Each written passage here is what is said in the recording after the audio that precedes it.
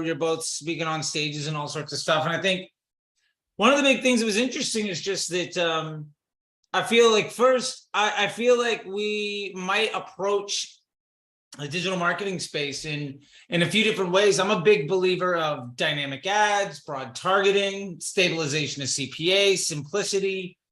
And from what I understand, you're a bit more of a believer in copywriting and also getting way down into some more granular control. I remember seeing pieces about like the Formula One car versus other things and all that fun content. I'm curious, like, what is sort of your take on your approach to how getting things done? Yeah, I mean, I think, my approach is much more from a direct response marketing focus. And so, the way we run accounts is very much built on getting insights and signal on the direct response side, using the copy, basically, like, it's kind of similar. Well, it's not drastically different than what I've seen you talk about in some interviews as far as your testing phases and how you try to figure out what copy or ads are working. It's a very systematic approach. But from us, we've used Facebook ads as very much a advertising direct response field. Because a lot of the like you said, the DCOs and now ACB is a media buying machine, machine learning, and the practices that they teach people to use is to what helps a machine learning growth happen. But for me, I very much come at it for more of a direct response marketing side, which causes you to break the best practices that they do, because their best practices are designed for machine learning and not necessarily for advertising marketing intelligence. And where do you find like those differences being? I mean, by the way, I love the Porsche ad in the background. My favorite, the overly styles are so good. My favorite is the VW 0 to 60 yes ad. That might be my favorite print ad of all time. So we got a lot of love for that. I'm curious, where do you find the differences in leaning into leveraging the machine versus direct response? Because it feels like that's a very specific lever in how that you're looking at one thing versus the other. Well, I'd say for sure that Facebook definitely does not like my approach more. Facebook does not like direct response or care about it. I guess that would be a better way to say. They're apathetic to it. It is designed for the most part for them is how can we create a safe experience for users that deliver relevant ads, and that is their real only concern, because the more users feel safe, the more time they'll spend, therefore the more ads they can show, and shareholders are happy. So to say, they do not care about you understanding whether your market reacts better to a direct or an indirect ad, or to a state 1 of awareness versus a state 3. They do not care about any of it because they're not designing that product for that purpose. So I would say that's probably the biggest difference, if there was one, between our approaches. Yeah. So in that way, then you are strategically or executionally trying to force delivery of impressions or take some control away from the machine to control the customer journey or workflow through some sort of funnel versus the attention first business model that Facebook would have. I would say more leaning on, I want the advertiser to get that insight on their market more. I want the advertisers to get those signals to better understand what their market is feeling and what they react to, rather than necessarily media buying efficiency per se.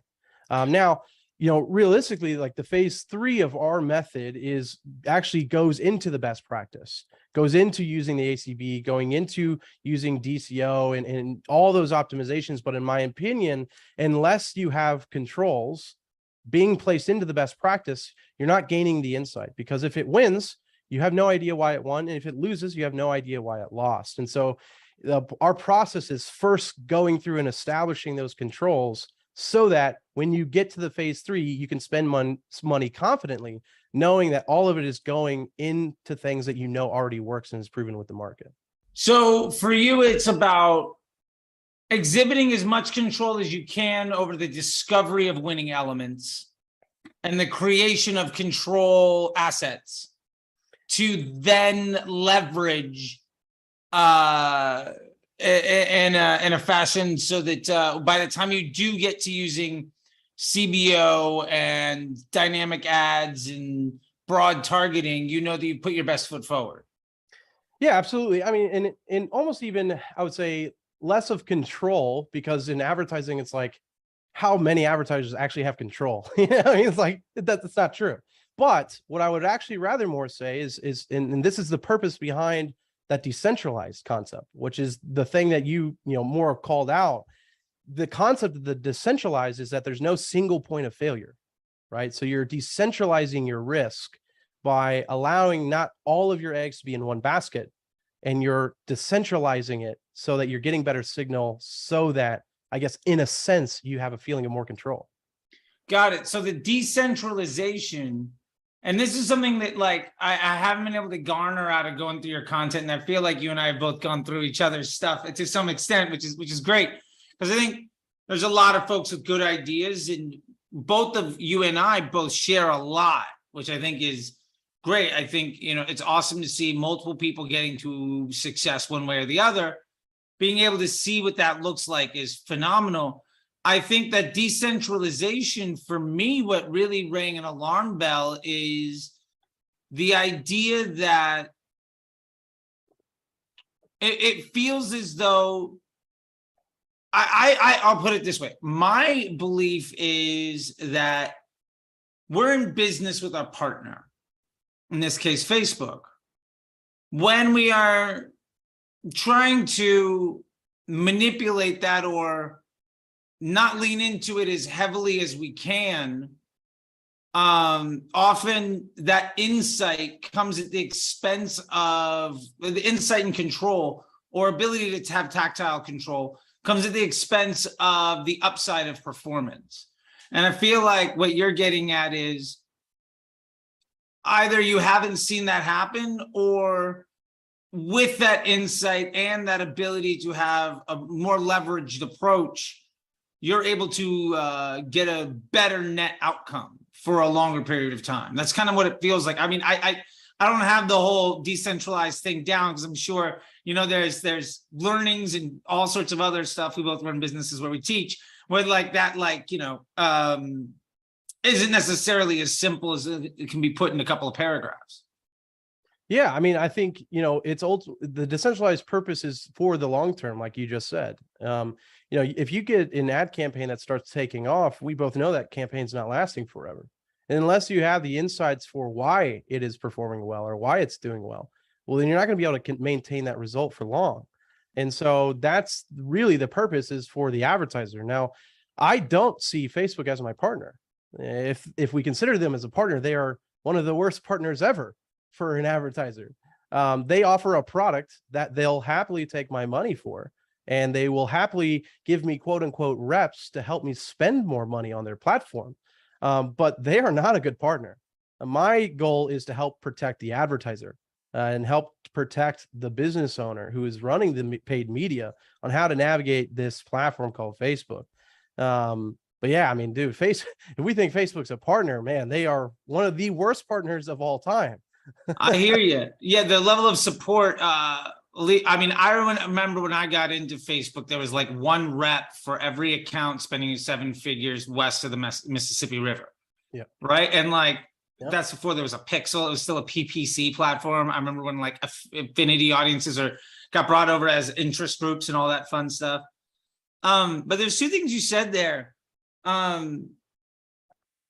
One, campaigns lasting forever. I might push back on that. Like, I've got brands like my women's clothing business, or a meal replacement shake company I was a part of, or CBD business, or some SaaS companies where our primary campaign would last well over a year or longer. Like, for me, I guess I don't see it as campaigns living and dying and then having to be replaced, so much as sometimes the best investment asset that you have depreciates in value in comparison to other potential investments. Like some ads become less effective than the amalgamation of other options.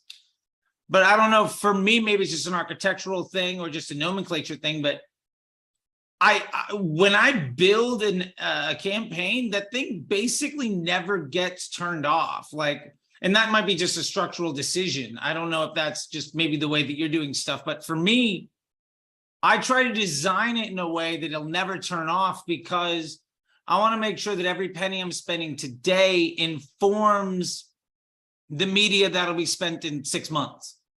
Yeah, When of I'm course. turning ads on or off, or ad sets on or off, or campaigns on or off, I think of it as firing an employee that I invested time and money into training. And if I can avoid that happening, if I have less churn, I'll have greater potential or stability. I don't know. That's sort of the way that I look at it. Yeah, absolutely. I mean, I would say the same thing. No one should have the intention of turning something off at a given point. If it's working, let it go. But, even the fact that you said, a year, I'm just knowing that you've been around since Facebook's been a PPC platform. That's 6 years plus, 7 years plus. A year is relatively not forever and not even close to it. It is a longer period of time, but absolutely, you probably have no campaigns that have been active for the last 3 years running. So I would say probably more that any accounts I was working on 3 years ago, that business has either gone through an exit or I've moved on. So I honestly don't think I've touched things for that long of a period. Yeah. So you might be right. Well, I mean, let's even pretend that that is true. But that is also coming from you who, it appears to be an expert in this space, but the vast majority of people running advertising have no idea what they're doing. And so sure. I think it can be a dangerous thought to say that you don't need to have a methodical approach to gain insights that you didn't previously have, because we're assuming that people will hit the target every single time, which almost never happens, even for the best advertisers in the world. And so that's kind of more of what mine is hedging for, which is for someone who is trying to learn and gain the insight, and they don't understand their market perfectly, they don't understand product market fit or positioning or messaging or whatever. Those people need a systematic and methodical way to give them those data signals before they should just toss everything in the basket and go, Facebook, do your work. Because unless you know what you're giving Facebook is effective ads for it to run with, it's not going to happen. Yeah, I will definitely agree with that. Like, I think we're both very much in the agreement of system and process, a framework for repeatable and scalable insight and investment. I mean, that is essential, I think, to anything. I shudder to think, how many people out there are doing audience testing with a bunch of different ads, and they'll run it for like a week and then turn off the stuff that doesn't work and then continue to try to just throw more money at things. And they find one ad that works, they throw all their money behind it. That ad stops working because the algebra of estimated action rate and advertiser score and budget breaks on them. And then for them, they say, well, Facebook doesn't work anymore. It's getting more and more expensive. It's getting more and more difficult. I think we're definitely in agreement. And then the other side of it is that business partner, while I will definitely agree, the level of support that we get from Facebook is, I will say, disappointing, to be PC about it, as it were, to be as politely as possible. I guess that's a difference of opinion, where I feel like we are in a symbiotic relationship of one time or another, where they're a vendor and we're making an investment, and the more closely we align our goals and respect each other's business models, the better either of us can do. So for me, that's where some of the decentralization comes as a bit of a concern, in that I think you're coming from the place of, it sounds to me at least like Facebook's not really concerned with my success or failure, which I agree with. They'll if you fail, there's 1,000 other yous out there trying to spend money. then in that case, I guess my question is, or what my position is, does it not benefit us to try to be as algorithmically aligned with that platform if we are deciding to leverage Facebook to be a business amplification device to something that is working in parallel with it, using it for incrementality to that? If we're not aligned with it and the system effectively penalizes a lack of alignment with rising costs, if we're not aligned, we're ultimately going to be priced out of the ability to do business together. I mean, I don't know. That's the way I look at it. Yeah, except they're never going to say that, right? The rep will never look at you and go, unless you conform to our structures that we give, you know, Power 5, whatever it be, we will shut down your ad account. They're never going to say that. No, They're but they say will. That you should trust us and let us do a test period together. I know this because I've done it, you know, probably nearly a dozen times by now, where even they're issuing credits and going, hey, we'll pay for half of this thing. Let's do this for a couple of weeks. But at some point, a business cannot sustain spending the amount of money that they want you to spend and not seeing the results. And then they hold their hands up. And especially right now, where, in my opinion, they are not being a great fiduciary partner to their advertisers because they can't even fix their own system when they have the resources to fix it. It's just not a priority for them. And I will say you know, our combined structures, our DCOs and, you know, ACBs are all great to give efficiency into machine learning. Machine learning for what? You are not even getting the signals back to make those optimizations. And so in a world where you're already flying blind, they are not optimizing and doing their part. Why should you continue to go, I will treat the machine the way they want it to do it, when clearly it's already broken and they're not doing anything about it? I hear you. And yeah, I'll definitely agree that all the engineering teams that I know have either been moved to metaverse or like shopping, like stuff like it is.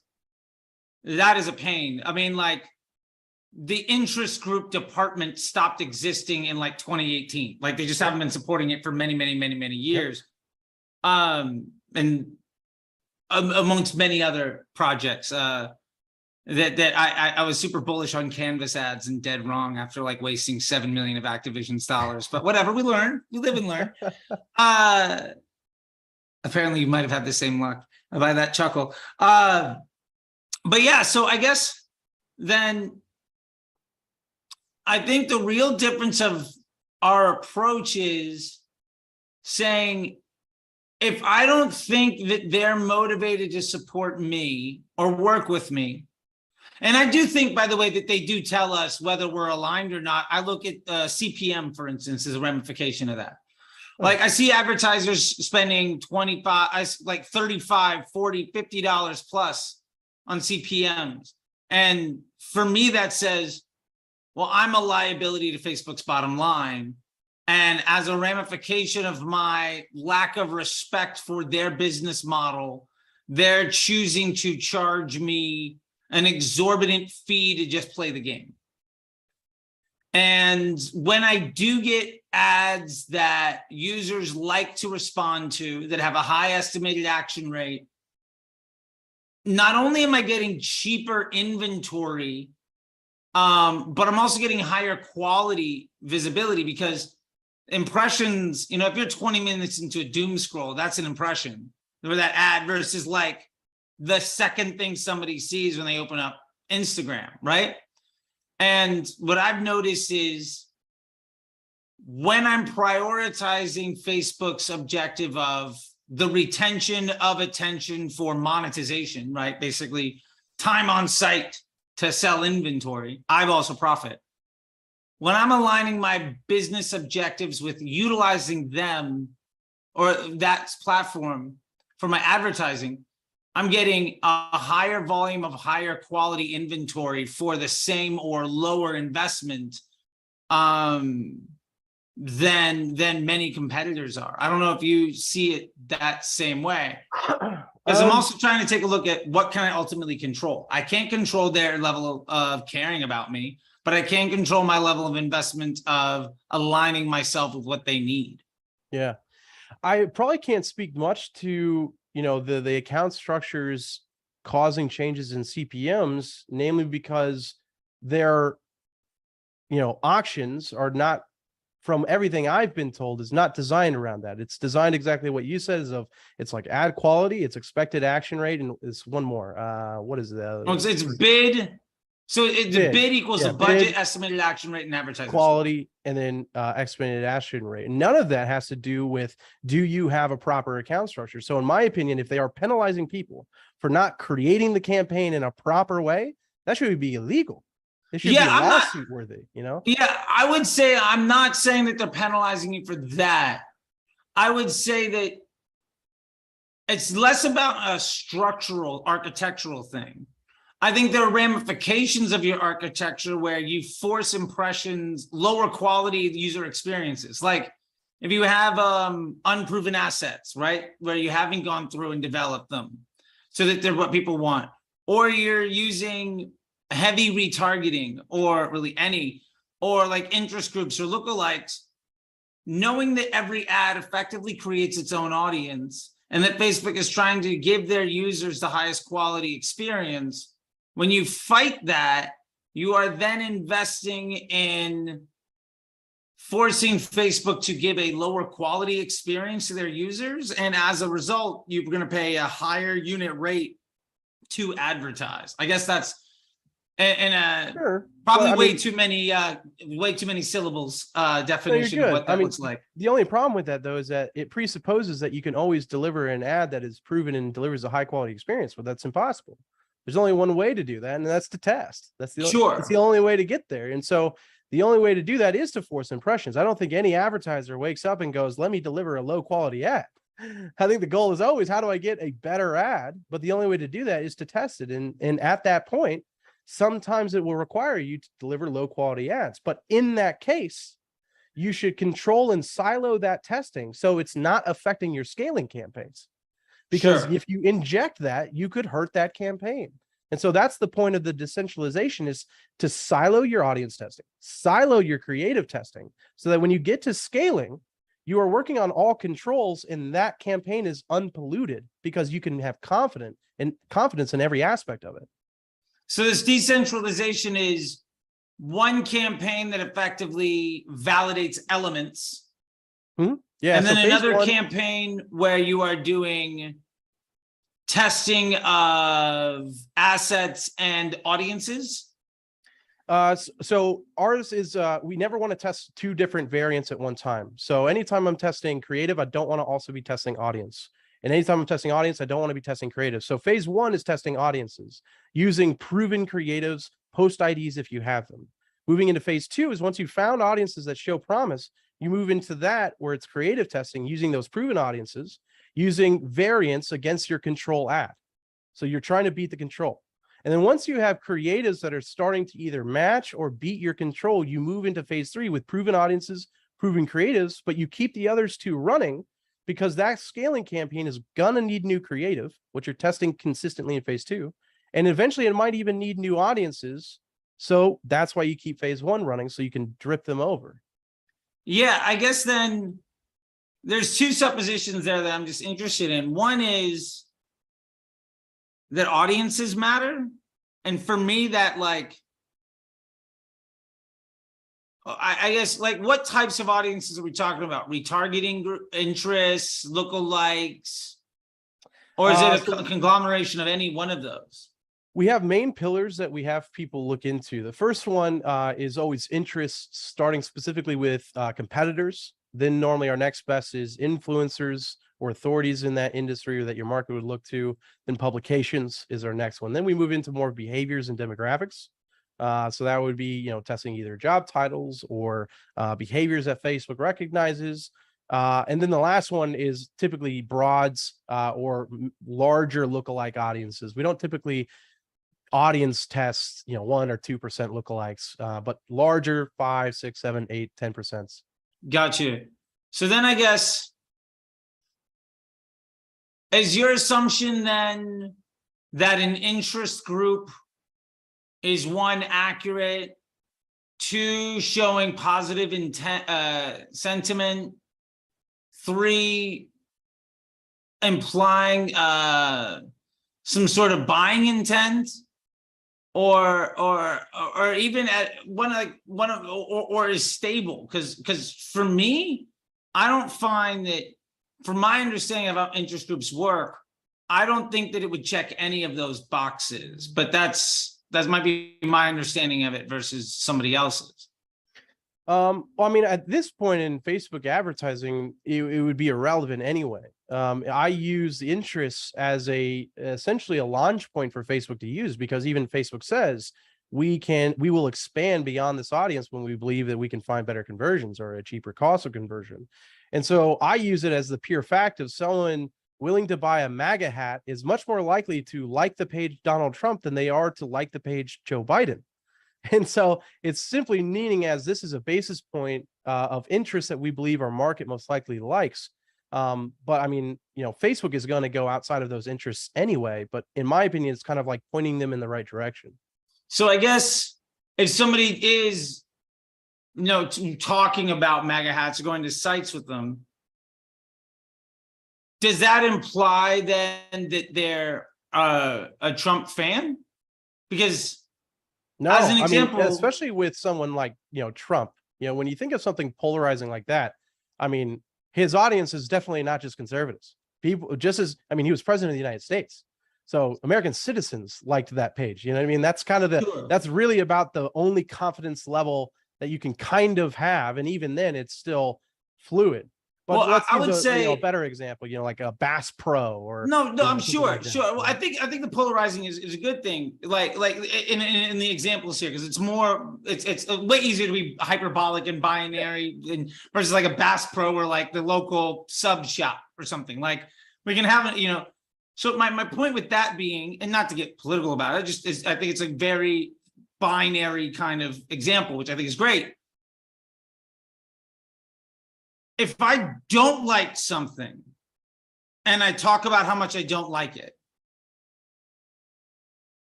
with your understanding, does that mean that I'm interested?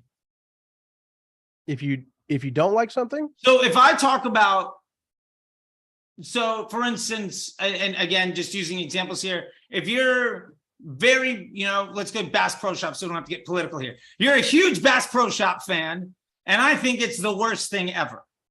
You talk about all the time how much you like it, and I'll regularly share anything I can about how much I don't like it. But we're both using keywords, Bass Pro Shops, going to the site, mentioning the words, using pictures, all sorts of these contextual pieces.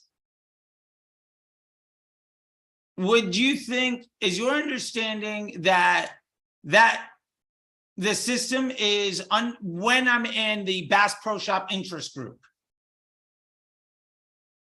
does that imply positive or negative sentiment to Bass Pro Shop? And like, if I were to respond to, for instance, if you were to send an ad about how terrible it is, buy this thing about how much it sucks, could you target people that talk about it knowing that half the people that talk about it hate it?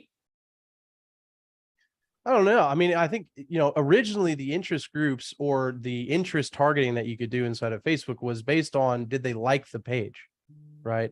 And so that was the context of, you don't know, you have zero idea at the range at which this person is interested inside of this thing I'm going after. However, they have taken the time at minimum to like the page to receive more information. Now, on the flip side, it's no different than broad.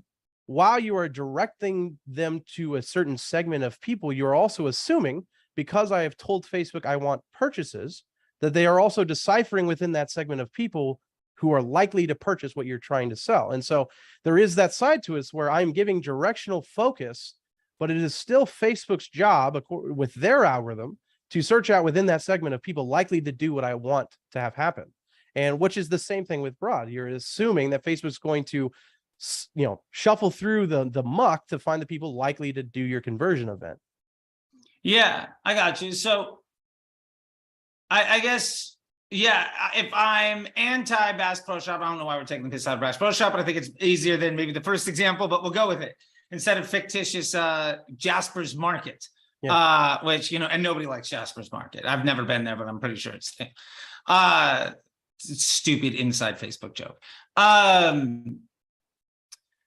So if I'm anti-Jasper's Market and I'm selling an anti-Jasper's Market t-shirt and I put in Jasper's Market interest group, then I'm going to be able to focus my ad towards somebody who is anti-Jasper's Market because that's what I'm selling. And I'm less likely to have that ad shown to somebody who is diehard Jasper's Market because of the buying intent of a Jasper's Market product and the metadata on my webpage and the words that people are using and all of that stuff. Like, it's going to be able to determine that the purchase is coming with the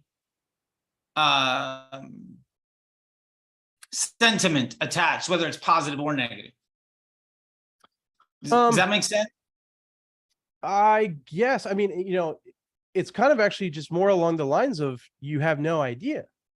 It would be something I would definitely tell someone to not just hedge on that, which is why in phase one, you're testing many different audiences at one time. Sure. But it would not be a bad idea to test it because there is a very decent chance that there could be conversions to be had there. It's the same reason of, let's say I was selling Tesla and I wanted to advertise Tesla on the market. Well, I might obviously go after Tesla as an interest that I go after. Well, what else would I might go after? Well, where do these people shop? Maybe Whole Foods. So Whole Foods is a place I might target to see if I can find.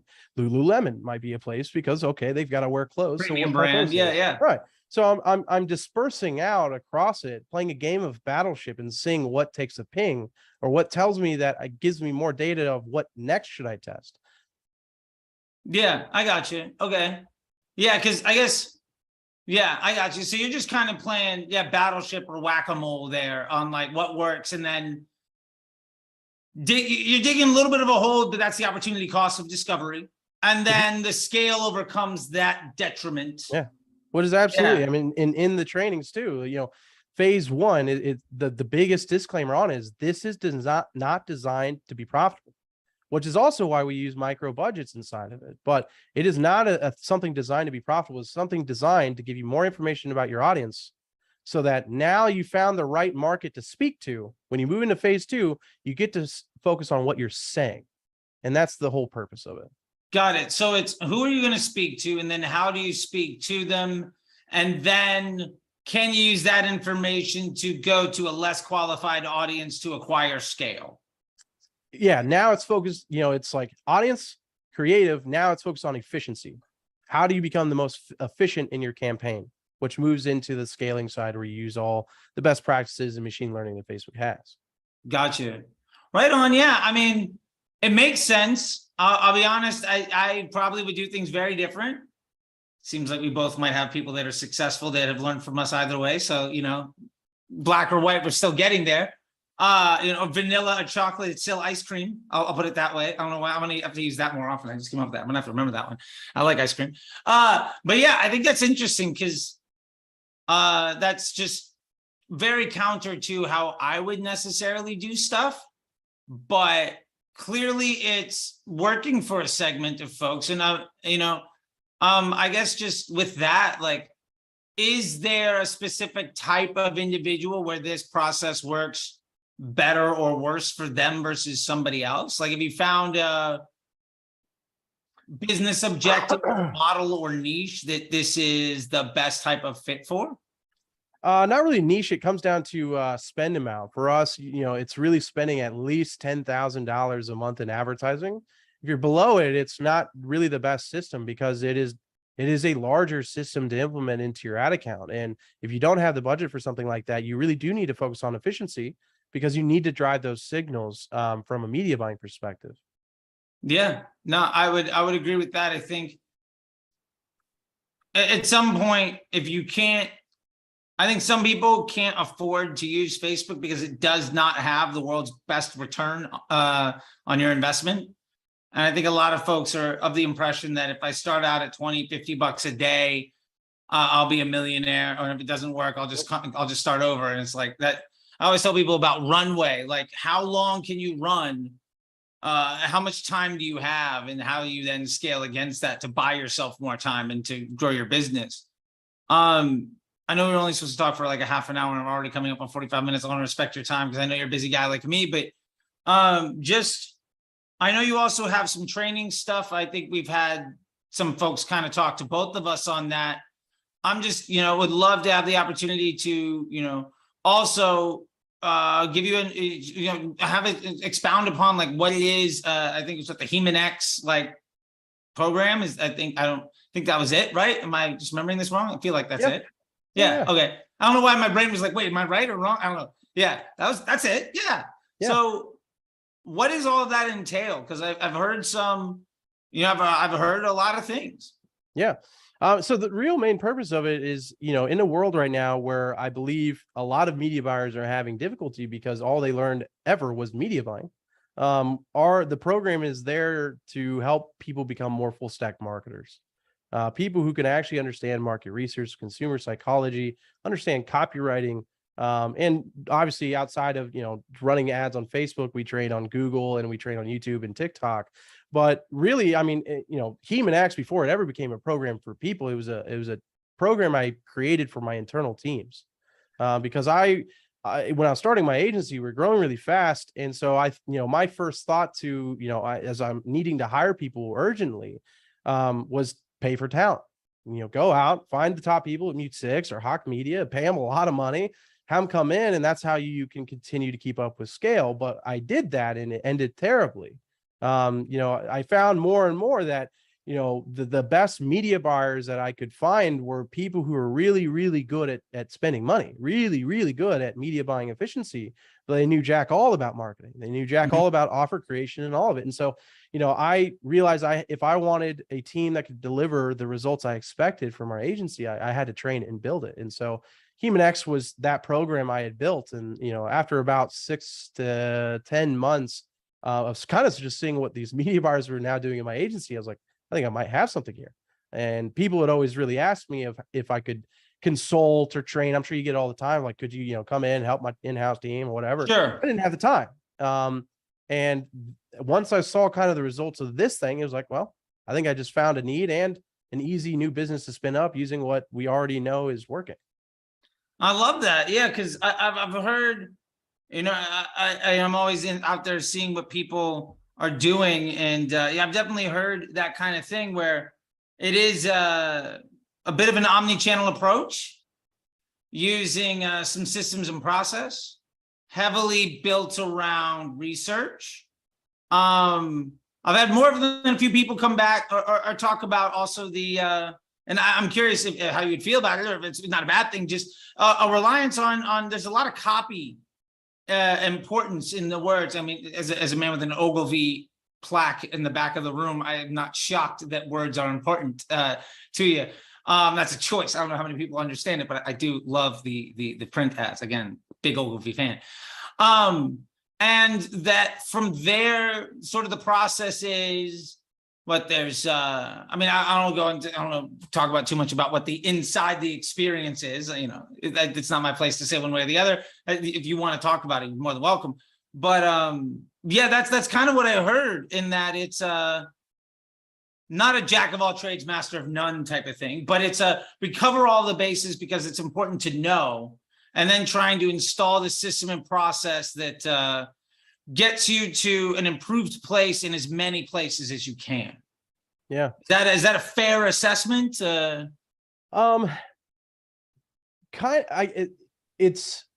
That is probably pretty similar to the experience, but it was ironically, it wasn't intentionally that way. It was how clients have kind of shaped the program to be, because when people were coming in, they would, start asking some media buying questions, start reviewing the ad accounts, and all of a sudden, we get in, and you probably see this all the time. It's like the ad has no congruence to the landing page, or the landing page itself is converting at, it's a lead opt-in, it's converting at 10%. Your problem is not your advertising. Your problem is not your click cost. Your problem is that 10 people are converting out of 100 when it should be 30 or 40. And so we were just kind of getting all these consistent things coming through. And what we realized is just our clients' biggest problems was not necessarily media buying. And media buying is a media buying is a media buying. I mean, there's only so many ways you're going to create a campaign. In my opinion, no one really has an innovative process. There's variance in how people run ads, but no one has something new. But what is a huge gap that I'm seeing is that people are just not good marketers in general. And they wish, and I wish it too. I wish it was 2016 Facebook where you could put up pretty much anything and print money. Yeah, picture of a brick millionaire. Absolutely. I mean, man, I joined the game way late. Yeah, like I hear you. I was spending $1 million a day in 2013, 2014. 100%. It did not occur to me at the time to run my own business because I went from like touring musician and radio personality to like salary gigs, spending ungodly amounts of money. I was just like, oh, I don't need to fix this problem. This is great. And then 5 years of making millionaires every day, I was just like, maybe I should have done this back then. I know a lot of folks. I got in with a few people, but those days are behind us, sadly. And I think lack of a booming economy, smarter consumer base with less discretionary funds, more saturated market, all sorts of things. It just doesn't work like it used to. Which is a bummer. So anyway, the path to getting people better results and why copy is such a big emphasis in it is, really the only other thing you can get people to get really great at to get great results is the creative side. But the creative side is a very difficult thing to try to train people, not just, what is the marketing anatomy of the creative to produce good results, but then you have to train them editing, you have to train them softwares, they have to get this equipment, all this kind of stuff. And so copy is the easiest leverage thing that I can train someone on how to do and them to get better results without being an expert at creative. So I think to kind of summarize what I'm getting out of it, and which I think is great, very valuable, and a pivot from maybe how I handle things, which is, I think, great, because I will be the first to say, I don't think that there's any one way of having success. I think I'll lay it out first. I think the most successful, the easiest path to success is figure out what you do well and lean into it. And then that looks like different things. And it feels like for you, what that looks like is ultimately taking in as much insight and data for you to make as many decisions, to be a smarter marketer, because for you, you'd rather exude that control over your environment than relying on the machine to do it, because you're not necessarily sure if their motivations are aligned with yours. I'll put it that way, to say the least, especially with how they're showing their support with reps and other things. And so you're educating the advertiser to be the smartest marketer that we can. And as many places as those lessons apply, for the purpose of then leveraging that for trying to exude as much control where possible to get those efficiencies. I think that's a really heady way of trying to say it, but it's pretty accurate. I think the simplest way that we've always done it is that a Facebook ad doesn't build a business. A marketer does. Google ads don't build a business, marketers do. Those are the people who actually help a company grow. And so until you can become a marketer that isn't handcuffed to one platform, but that can adapt and be agile and not just know how to write good ad copy, but examine the website and the landing pages and CRO, like that is a truly valuable asset. But someone who knows how to build a campaign the way Facebook wants it is not valuable, because let's pretend Facebook shuts down today. You are of zero value. And a great marketer is what helps and what companies actually need. And that's how we kind of explain it. I like it. And I think I'll end it with this. My buddy Rabba, who's now CMO at Triple Whale, we used to have a podcast way back in the day. We used to say, like, there are people who are chefs and people who are bakers. Now, they both make good food. I think Rabba would align himself a bit more with, or we found that there's a lot of folks like Jessup, Fire Team, and a lot of other people who, great guy, who are really motivated with this, like, creative first, copy, marketing, build the most attractive things you can to get people. And I think I've always kind of been in the opinion of, how do we use the machine as effectively as possible and then test our way into leveraging it as much? And I think ultimately that's sort of the real difference between the way that we approach it. Again, who's to say? We're never going to get a shootout, right? We're never going to know, but we're both producing success. So that's great. but I would always prefer to, if I'm going to work in a machine, use that machine as effectively as possible, and then back end my way into that with, now let me get ads in. I'm not the world's best creative. I'm not the world's best copywriter, but I can absolutely use that machine probably to its fullest extent or as much as I can. And I think that's still using systems and processes, trying to solve it in a slightly different way. And I think where your emphasis is on audiences and insight to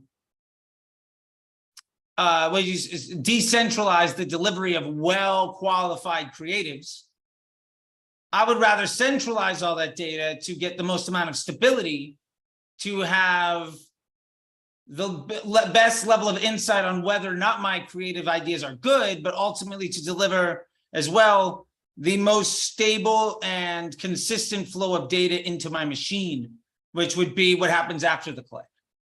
And I think that's also just a big piece that sadly, and not enough marketers probably talk about, is the business. And I'm glad to hear that you talked about that too. Like, the best advertiser in the world, best copywriter in the world, not going to make a bad business model work, right? Mm-hmm. Greatest business model in the world, but terrible advertising, probably going to struggle, right? And I think that there's a great balance there. And it seems like what I like most about this is that we've both chosen to hyperbolically index in slightly different areas, but I think you have to in order to be good, because doing B- work across the board, you're never going to win. Yeah. But you can do A+ work in 2 or 3 places and maybe C- work in other spots, and you're going to be probably better off. If you ask me to make your ads, C- is the best grade I'm ever going to get. Right. Like, I'll take that all day. No, but I like that a lot, man. I do appreciate it. I know we've been busy trying to get in touch with each other, but I think it's just been really interesting, because I think the people that see this, that know the way that I think, are going to have a very big opinion. And the people that know how you think, maybe they've gotten an opportunity to hear how I look at stuff, because I do think that we look at it very differently. But again, I think they're both still driving success. And I think my primary difference is I would never test an audience. I'm never using audiences. I'm going dynamic creative pretty much from day one. Once I have an idea on what concepts to work with. And I am using my best thinking, or I will outsource that creative development. But I'm then trying to align myself as closely as possible to the workings of the machine so that it can do all of the work for me. And then my only lever is then creative. And I never have to worry about audiences or ad sets or campaigns dying ever again. But I think that's just 6 one way, half a dozen the other is what it seems like. Yeah, and I think that's fine. You know, I think it's important. You know, Jordan, what's his name? Last name, Menard. Jordan Menard and I have a lot of disagreements in how to run advertising, but he's a very successful advertiser. You know, I've had clients that then went on to work with him and had a great experience, and vice versa. And so I think, you know, that side is important, because, you know, if L'Oreal came to us to run their ads, I would not be a great agency for them, because they're very much a brand play. Now, they would, from what I'm hearing, it almost would be a perfect client for you. Because at that point, your goal is efficiency at all costs. And we're assuming that every creative we're testing is pretty much proven if it's coming from them.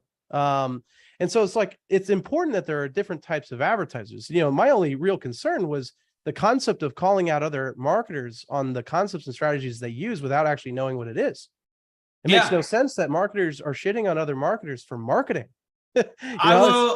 I think I saw you say that, and I think that has also put into some perspective the way that I try to communicate with folks, and I appreciate that feedback. Jordan has said some stuff too. I think that we're all marketers trying to market ourselves and products, and that's why I was really wanting to touch base, because I think at the end of the day, 30-second videos with like maybe a couple hundred characters, dramatically different than this opportunity to, as close as we can in this crazy world, be a little face-to-face and get to understand where people are coming from. Because I think there's maybe a bit too much division, and not enough understanding of what's behind the social media content that ultimately is designed to attract attention and designed to create engagement of some sort. And I'm glad you brought up Jordan. He's a good guy, and I think he's definitely been successful with folks where other people haven't, and I think that's a great thing. So yeah, I appreciate you bringing that up, and I have tried to exhibit more restraint of pen and tongue from moments like that, and I think the opportunity to have these types of conversations is something that I'm trying to lean way more into, because I think both of us are motivated by seeing other people be successful. And if somebody can listen to this and pick a direction on how we've communicated about it, what feels like the best way of leaning into what works for them, I think that's ultimately the best win for everybody who, for one reason or another, hasn't had the life experience that put them where we are at this point. And, you know, if they're leaning out to us, it's probably because they're doing a lot of other things right. And we're the next, you know, stop on their path to success. And so for that, I just want to say thank you, man. I really appreciate it. Absolutely, man. Yeah. Well, I'll let you go. I know we're talking way over, and I appreciate every last bit of it. And I'm sure I'm going to see you out there in the real world now that the things are opening up and people are speaking and doing all sorts of stuff. And yeah, man, I've been enjoying your content. I will say this. My favorite piece of content you made lately was the bro marketing agency. Yeah. That one hit home. I loved the hell out of that because we all know that guy. Yeah. That one legitimately made me laugh like 4 times. Oh, thank you. I watched it like 6. The first 4 got me to laugh. The last 2 didn't get the same chuckle, but it was damn good. Well, thank you, man. Yeah, it was a lot of fun to make ads. That ad in particular was really fun. Yeah, I thought that was I am trying to take a lesson of being as tactile while also as funny as you were with taking shots with that. And there's some lessons to be learned there, man. So with that being said, I appreciate it, man. I'll let you go. I know you're a busy guy, and I think I've said that 3 times and then just kept talking. So this time I mean it. I'll talk to you later, dude. Thank you so much. All right, buddy. Peace. All right.